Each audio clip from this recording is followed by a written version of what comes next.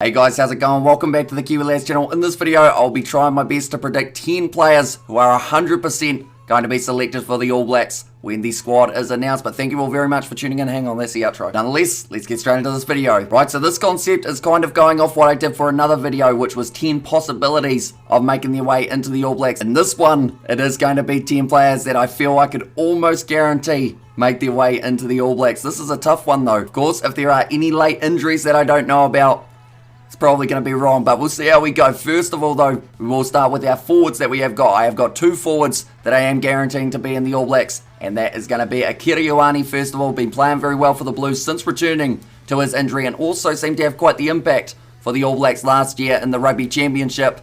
And then the other man that I have got, it is Ardie Savea. Plays for the Hurricanes in Super Rugby Pacific and is really one of the leaders of that side, which is why I think he almost might get himself the nod for the captaincy side of things as well for the All Blacks once again. But now looking through at the next name, it is Aaron Smith, and the reason I've got him there is because of that very accurate passing game that he does possess. Now the Highlanders, they didn't go the best throughout Super Rugby Pacific, but Aaron Smith, he is certainly going to be a threat for the Irish when the ABs go head to head with them in July. Then the next name on my list, it is going to be Richie Moana. I feel he is going to be one of the fly half options for the All Blacks. He did beat 48 defenders at Super Rugby level, and it's always been that question of can he bring it up to the next level to be able to replicate that during internationals. And this season we are going to find out once again whether or not Moana can release the magic on one of the biggest stages. In my next name, it is actually another fly half, and that name is Bowden Barrett. He played very well in the semi-final match up against the Brumbies just very recently. I feel like the best impression that you can give is one just before the selection to make sure that they remember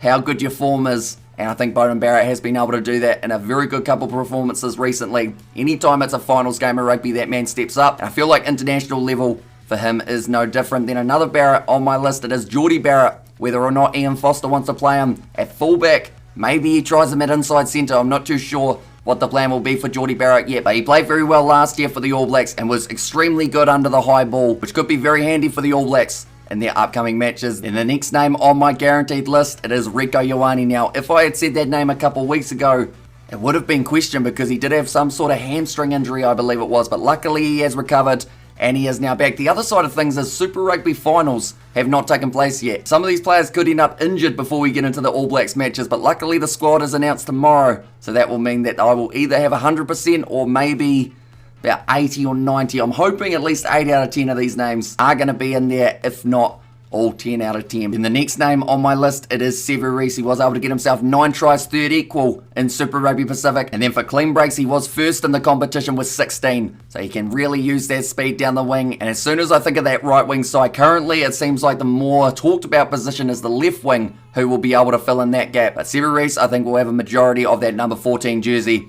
throughout the upcoming tour. And another name that I have got is Will Jordan. Now, he has been sensational throughout Super Rugby Pacific. I know I probably use that word too much, but Will Jordan, he just seems to embody that every time he makes his way out onto the field. I'm just quickly going to read you some of his accolades from this season. 10 tries, first equal in the competition. 14 clean breaks, second in the competition. 60 defenders beaten, second in the competition. 1,767 meters carried, which is 400 more meters than any other player. So I would say from those stats, if he doesn't get selected, I would be very confused. Unless, of course, injury. Other than that, it's got to be in there, and I hope he does get another opportunity. And the last name that I've got, this is probably the one that I'm least sure of out of the whole group, and that is going to be Quintupoya. Now, he did get selected for the All Blacks last year, and the reason I've got him here again is he has had an outstanding Super Rugby Pacific season for the Chiefs. He has been able to get himself 40 defenders beaten, 1,204 meters carried, and then also 18 offloads, which could be very handy for the All Blacks